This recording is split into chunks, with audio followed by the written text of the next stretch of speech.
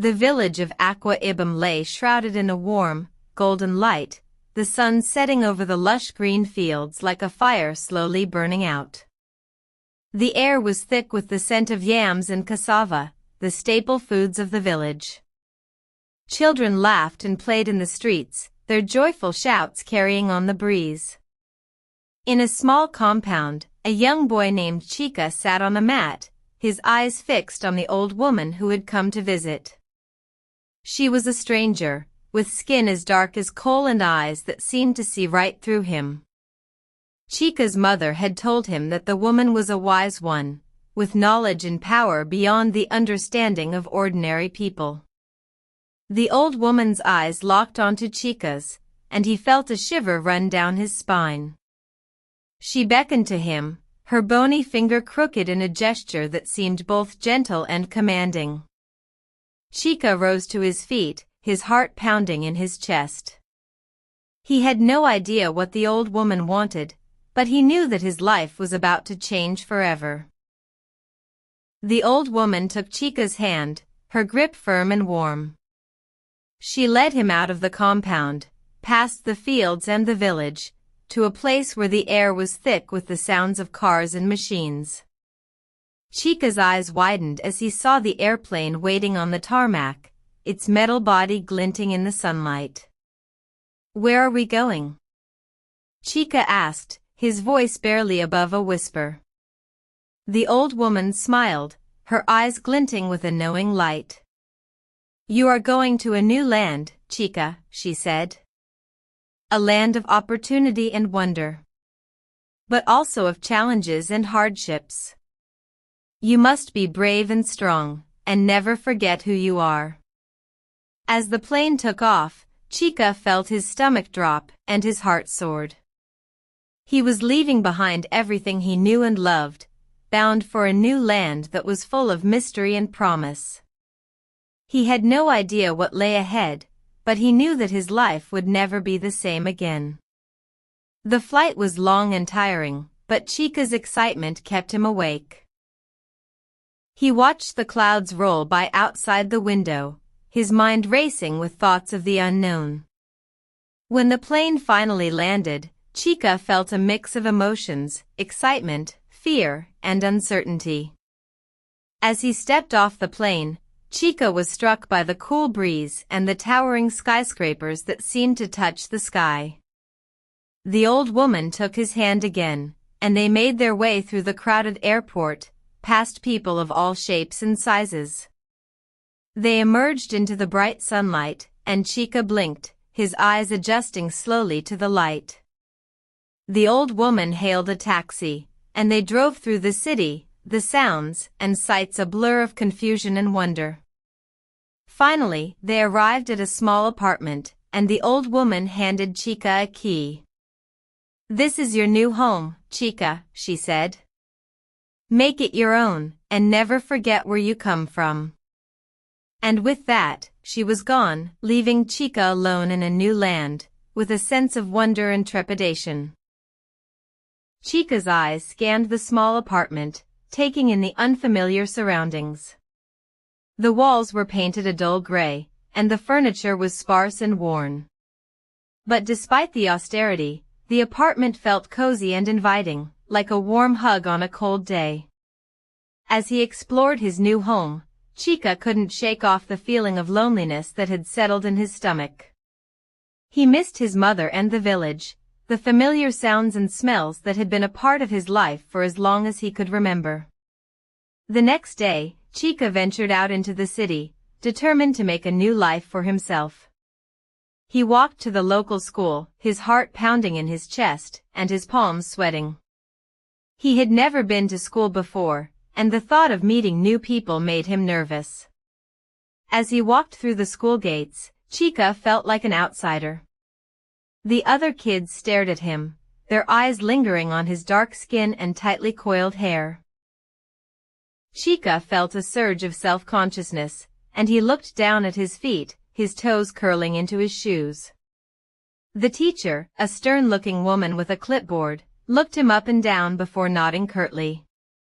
"Welcome to our class, Chika," she said, her voice firm but not unkind. "I'm Mrs. Johnson. You'll need to catch up on some work, but I'm sure you'll do just fine." But as the days went by, Chika struggled to fit in. The other kids teased him about his accent and the way he pronounced certain words. They called him names and laughed at his clothes. Chika tried to ignore them, but it was hard. He felt like he didn't belong, like he was an outsider in a world that didn't understand him. One day, while walking down the hallway, Chika was pushed by a group of kids. He stumbled and fell, his books scattering across the floor. The kids laughed and jeered, and Chika felt a surge of anger and frustration.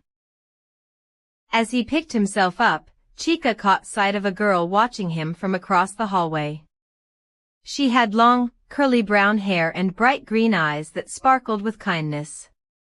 She smiled at him, and Chika felt a sense of relief wash over him. Maybe, just maybe, he would find a friend in this new place. But as he walked away, Chika couldn't shake off the feeling that he was in for a tough time. The harsh reality of his new life was starting to sink in, and he wondered if he would ever find his place in this new world. Days turned into weeks, and Chika's struggles in school continued. He felt like an outsider, and the other kids' teasing and bullying wore him down. He began to doubt himself, wondering if he would ever fit in. One day, while walking home from school, Chika saw a flyer advertising a local animal shelter. On a whim, he decided to visit. As he walked through the doors, he was greeted by the sound of barking dogs and meowing cats. Chika's heart swelled with compassion, and he knew he had to help. That's when he saw him, a scruffy little terrier mix with big brown eyes and a wagging tail. Chika felt an instant connection to the dog, and he knew he had to take him home. The shelter staff was hesitant at first, but Chika promised to take good care of the dog. He named him Max, and as soon as they got home, Max became Chika's constant companion. Max was more than just a pet, he was a loyal friend, a protector, and a confidant. He would sit by Chika's side as he did his homework, and defend him against any perceived threats. Chika felt a sense of security with Max by his side, and his confidence began to grow. As they walked to school together, Max would trot faithfully beside Chika, his tail wagging proudly. The other kids would stare, but Chika didn't care. He knew that Max loved him unconditionally, and that was all that mattered. Max's presence also seemed to deter the bullies, and Chika began to feel more confident in himself. He started to make friends, kids who appreciated his unique perspective and sense of humor. And with Max by his side, Chika felt like he could conquer the world. But not everyone was happy about Max's presence. Chika's teacher, Mrs. Johnson, seemed to have a particular dislike for the dog. She would glare at Max whenever he came to class with Chika, and Chika could sense her disapproval. One day, Mrs. Johnson told Chika that he would have to leave Max at home. Chika felt a surge of anger and frustration. Why couldn't Mrs. Johnson understand that Max was more than just a pet? He was Chika's loyal companion, and he needed him. Chika knew he had to stand up for himself and Max. He took a deep breath and began to explain to Mrs. Johnson why Max was so important to him. But before he could finish, Mrs. Johnson's expression turned cold, and she made a decision that would change everything. Mrs. Johnson's expression turned cold, her eyes narrowing as she looked at Chika and Max. "I'm afraid Max has to stay home, Chika," she said firmly. "He's a distraction, and he's not allowed in the classroom." Chika felt a surge of anger and frustration. He knew that Mrs. Johnson didn't understand the bond he shared with Max, and he felt like she was taking away his lifeline. He looked at Max, who was sitting by his side, his tail wagging slightly as he sensed Chica's distress. "But Mrs. Johnson, Max is my emotional support dog," Chika said, trying to reason with her. "He helps me cope with stress and anxiety. Please, can't he just stay with me?" Mrs. Johnson's expression softened slightly, but she still shook her head. "I'm sorry, Chika. I understand that Max is important to you, but it's just not feasible. You'll have to leave him in the hallway." Chika felt tears pricking at the corners of his eyes as he looked at Max. He knew that Mrs. Johnson wasn't going to budge, and he felt like he was being torn apart from his loyal companion. He slowly got up, and Max followed him, his tail hung low. As they walked out of the classroom, Chika felt like he was walking out of a dream. He had thought that he was finally starting to fit in, but now it seemed like he was back to square one. He looked at Max, and knew that he had to do something. He couldn't just sit back and let Mrs. Johnson dictate what happened to him and Max. Chika decided to talk to the school principal, hoping that she would understand his situation.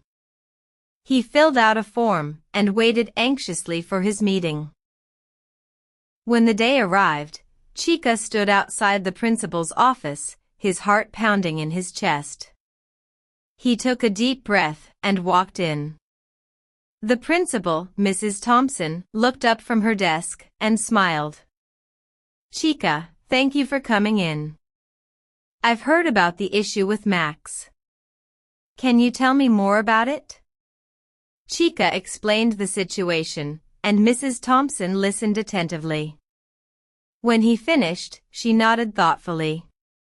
"I think we can work something out, Chika. But I need to talk to Mrs. Johnson first. Can you give me some time?" Chika nodded, feeling a glimmer of hope. Maybe, just maybe, things would work out after all. He left the office, feeling a sense of determination. He was going to fight for what was right, for himself and for Max. As he walked back to class, Chika felt a sense of resolve. He knew that he had a long way to go, but he was ready to face the challenge. He looked at Max and smiled. "It's going to be okay, buddy," he said. "We're in this together." The days that followed were filled with uncertainty.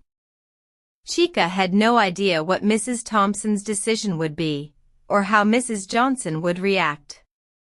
But he knew that he had taken a stand, and that was all that mattered. Finally, the day arrived when Mrs. Thompson called Chika into her office again. This time, she was smiling.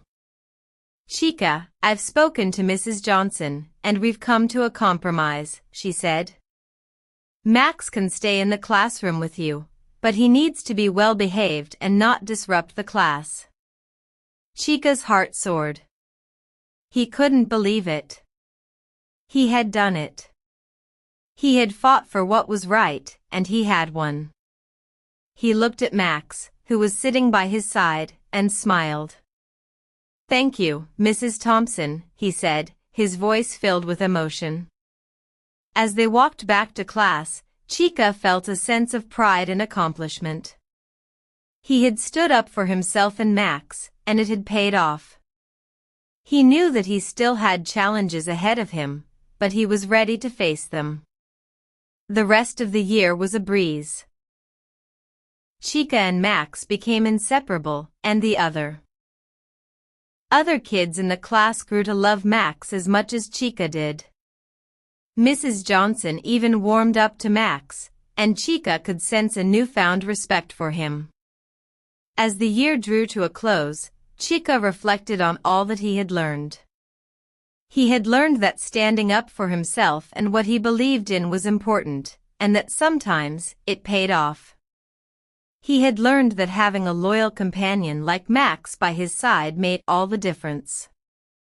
And most importantly, he had learned that he was capable of overcoming any obstacle, as long as he had the courage to try. Chika smiled, feeling a sense of closure and new beginnings. He knew that he would always cherish the memories of his time in this school, and that he would carry the lessons he had learned with him for the rest of his life. As he packed up his things and said goodbye to his classmates, Chika looked at Max, who was sitting by his side, and knew that he would always have a friend by his side. Together, they would face whatever challenges came their way, and they would triumph over them all.